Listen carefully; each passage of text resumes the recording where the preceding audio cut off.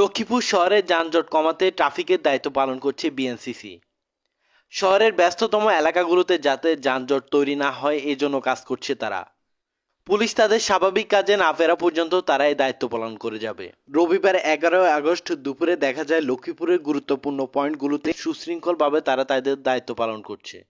লক্ষ্মীপুরের উত্তর তেমনি শহীদ আফনান চত্বর, দক্ষিণ তেমনি শহীদ মাস্টুর চত্বর, জুমুর বিজয় চত্বর, দক্ষিণ মান্দারী, চন্দ্রগঞ্জ, হাজিরপাড়া সহ লক্ষ্মীপুরের বিভিন্ন গুরুত্বপূর্ণ পয়েন্টগুলোতে দায়িত্ব পালন করছে তারা।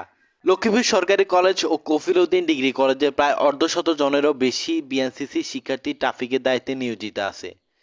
তাদের এই কাজের প্রশংসা করছে সাধারণ মানুষ। পথচারী আকাশ বলেন, তাদের এই কাজ প্রশংসনীয়। ছাত্ররা দেশ গড়ার জন্য আন্দোলনের ডাক দিয়েছে।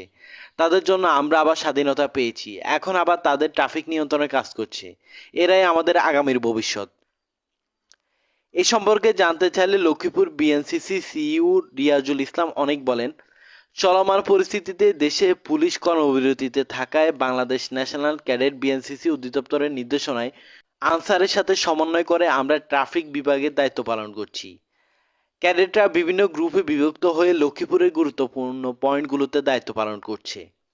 আপনারা জানেন, বাংলাদেশ ক্যাডেট কোর একটি আধা সামরিক স্বেচ্ছাসেবী শক্তিত প্রতিরক্ষা বাহিনী।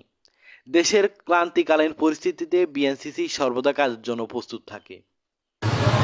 আপনারা জানেন, দেশের চলমান পরিস্থিতিতে বাংলাদেশ পুলিশ কর্মবিরতিতে থাকায় Bangladesh national cadet corps BNCC অধিদপ্তরের নির্দেশনা অনুযায়ী আনসার ও বিজিবির সাথে সমন্বয় করে লক্ষ্মীপুরের বিভিন্ন স্থানে ট্রাফিক কন্ট্রোলের দায়িত্ব পালন করছে। বিএনসিসি প্লাটুনের ক্যাডেটরা বিভিন্ন গ্রুপে বিভক্ত হয়ে লক্ষ্মীপুরে কন্ট্রোলের দায়িত্ব পালন করছে।